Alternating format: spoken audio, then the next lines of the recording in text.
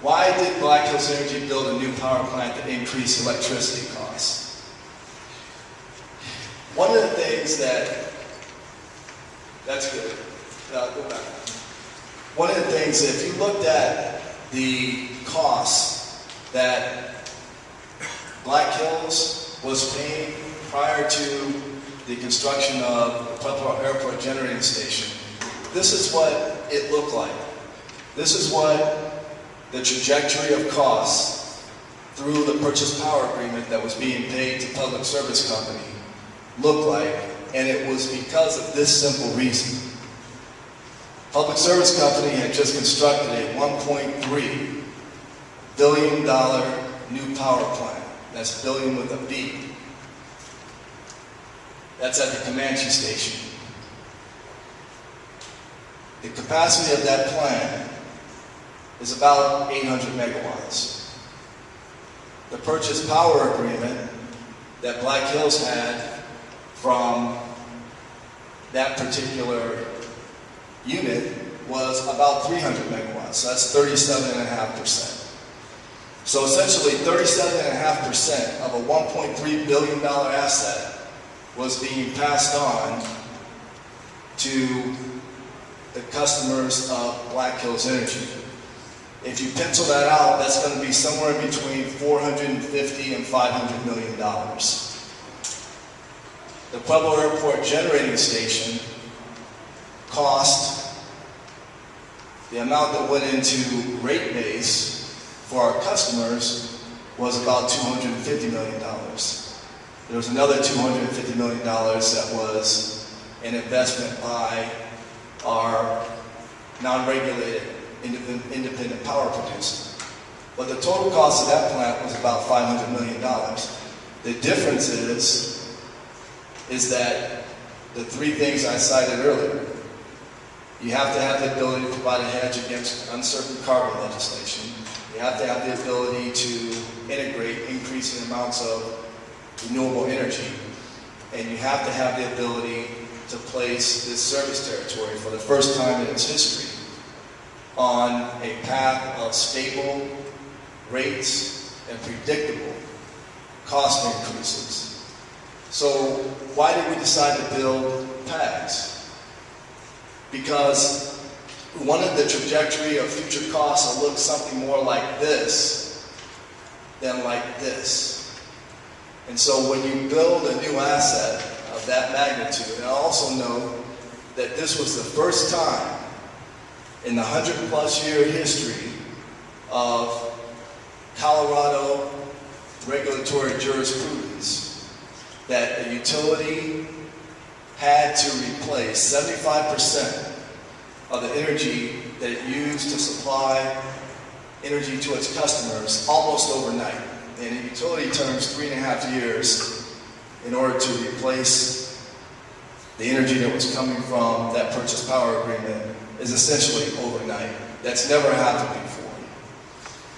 And so there wasn't much time to figure out a solution, but the solution that was arrived at was one that was designed to effectively manage numerous risks in the best interest of our customers, not the least of which is the cost risk.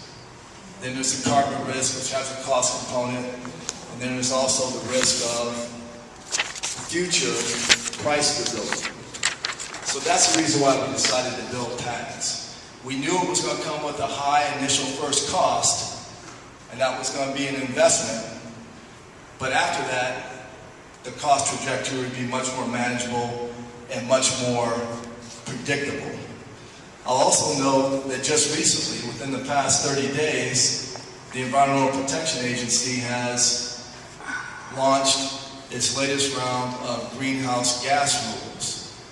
And those rules are significantly changing the way that electric power is resourced, provided for, dispatched, and used by customers, and it has a direct impact on the cost. Historically, the way that utilities have dispatched their resources, their generators, is lowest cost first. If you have 5 generators, the one that's cheapest is the one that gets dispatched first, and then the one that's next cheapest gets dispatched next when that one gets filled up, and then the next one. So the most expensive generators get dispatched last. That's what's called being at the top of the stack. What these new greenhouse gas rules are going to do is essentially dispatch some of the most expensive generators first. Now I say that to say that given the fact that we already have, and we're the only utility in the state of Colorado that is completely off coal. There's no coal generation in our portfolio. And we did that for a specific reason of better managing the risks that our customers would experience by having to deal with a slate of uncertain, future, ongoing, and indeterminate carbon supply today. We have both renewable and we have non-renewable energy. By the year 2020, the amount of renewable energy that we supply to customers, the amount of energy that we supply to customers, 30% of that has to come from renewable sources of supply. Now, how is that broken down? That's broken down into distributed generation, which is essentially the smaller. Today, we have both renewable and we have non-renewable energy. By the year 2020, the amount of renewable energy that we supply to customers, the amount of energy that we supply to customers, 30% of that has to come from renewable sources of supply. Now, how is that broken down? That's broken down into distributed generation, which is essentially the smaller generating supplies, like rooftop solar, for example. It's known as behind the meter. That's distributed generation.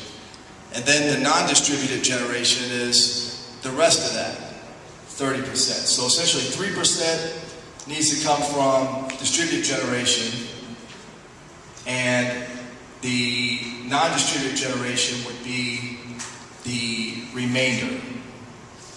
So that's what the requirement is by the year 2020. And that's a requirement that was enacted by House Bill 1001 in 2010. That's what's driving the need to invest in the wind farm and the solar resources and the other resources that we are asking for as part of this next rate case and the request for proposals associated with that. That's what's driving that. We're about a third of the way there in terms of meeting that 30% renewable energy standard today. So we have just over 5 years in order to fill that gap. What are the trade-offs among the different energy resources? And I don't expect you to see all the stuff that's on this slide, but I just wanted to use it as a backdrop, is that every type of generation, whether it be coal with carbon capture and sequestration, natural gas, nuclear, hydro, wind, biomass, geothermal, or solar PV, every single one of them has trade-offs. There's no such thing as a perfect generating system or source of electric supply. If it's perfect on a particular dimension, it has a green circle. If it's significantly less than perfect, it has a yellow circle. So you could really just go through this, and this comes from the Edison Electric Institute. It's publicly available on their website. Is that you can look at any technology, and you can essentially count the number of green circles that it has, and you can even make that, partial circles, a half, and add those up. And that would give you, kind of like empirically, what would be the optimal source of supply from a renewable energy standpoint.